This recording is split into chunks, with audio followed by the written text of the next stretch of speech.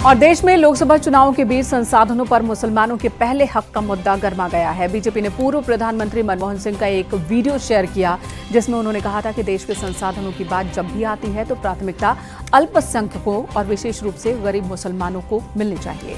अब मनमोहन सिंह के इस वीडियो को आधार बनाते हुए पीएम मोदी ने सीएम योगी आदित्यनाथ ने भी कांग्रेस पर हमला किया है। आपको दिखाते इस पर एक रिपोर्ट।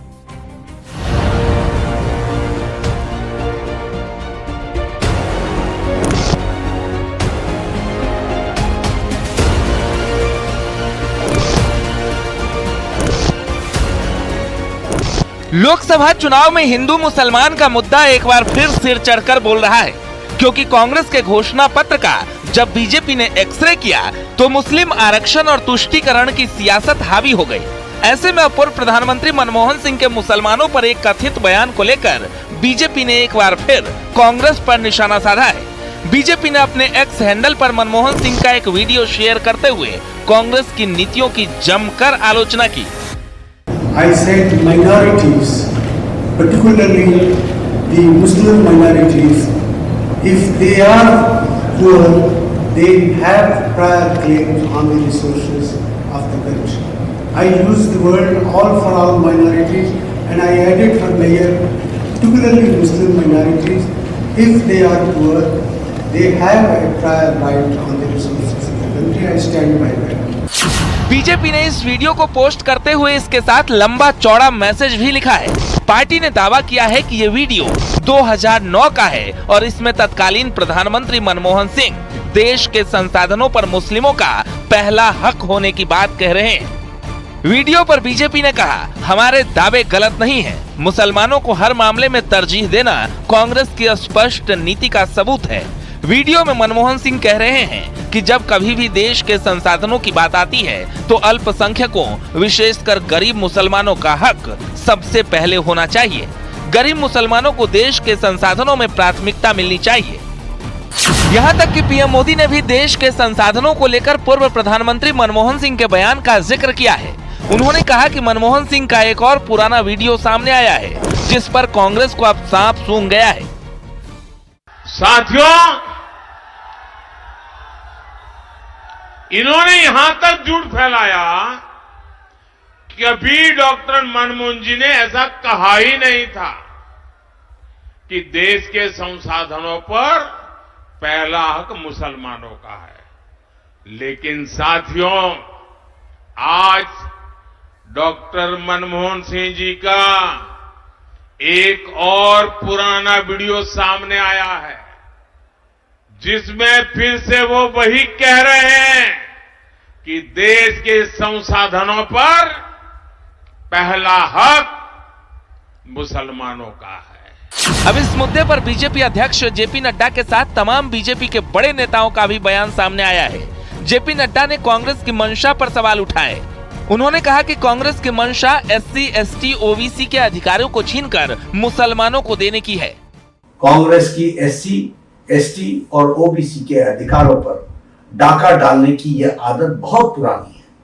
यहां तक कि बाबा साहब भीमराव अंबेडकर ने 27 अक्टूबर 1951 को कहा था कि पिछले 20 वर्षों में पंडित नेहरू ने 2000 भाषण दिए हैं, लेकिन उन्होंने एक बार भी अनुसूचित जाति के कल्याण के बारे में बात नहीं की है। इससे आप अंदाजा लगा सकते हैं कि कांग्रेस पार्टी को हमारे लोगों के प्रति कितनी सहानुभूति। और कांग्रेस और उसके सहयोगी दल देश के राजनीति का तालिबानीकरण करने के पर उतारू हो रखे हैं। देश के अंदर माओवादी दुष्प्रवृत्ति को जबरन थोपने का प्रयास कर रहे हैं और पर्सनल कानून के नाम पर देश की महिलाओं का अपमान करने का प्रयास कर रहे हैं और लोगों की संपत्ति पर जो इनकी कुदृष्टि लगी हुई है, इसलिए ये मुद्दे आए हैं जो आज के परिप्रेक्ष्य में रिलेवेंट हैं। यानी खास धर्म के लिए कांग्रेस का सॉफ्ट कॉर्नर चुनाव के दूसरे चरण के बाद ही बीजेपी सामने ला चुकी है और बता रही है कैसे देश के संसाधनों के बंदरबांट की साजिश की जा रही है, कैसे मुसलमानों के लिए कांग्रेस तुष्टीकरण की राजनीति कर रही है। Bureau report, news 18।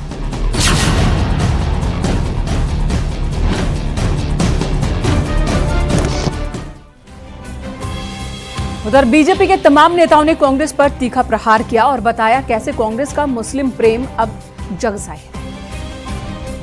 नीति में हमेशा देश में सामाजिक आधार पर, धार्मिक आधार पर, भाषा क्षेत्र के नाम पर समाज में टकराव और तनाव पैदा करने की रही।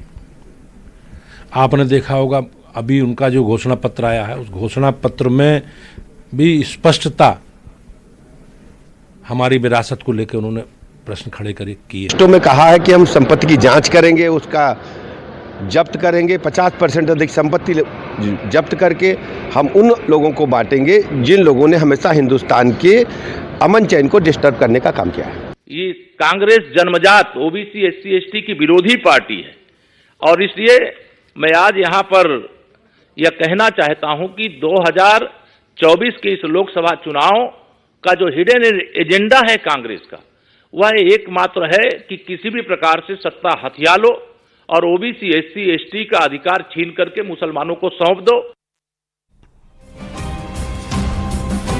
जब प्रधानमंत्री मोदी ने आज आर्टिकल 370 के मुद्दे पर ममता बनर्जी और कांग्रेस को घेरा तो गृह मंत्री अमित शाह ने तुष्टीकरण का मुद्दा उठाते हुए पूछा कि क्या विपक्ष के लोग देश में शरिया कानून लाना चाहते हैं।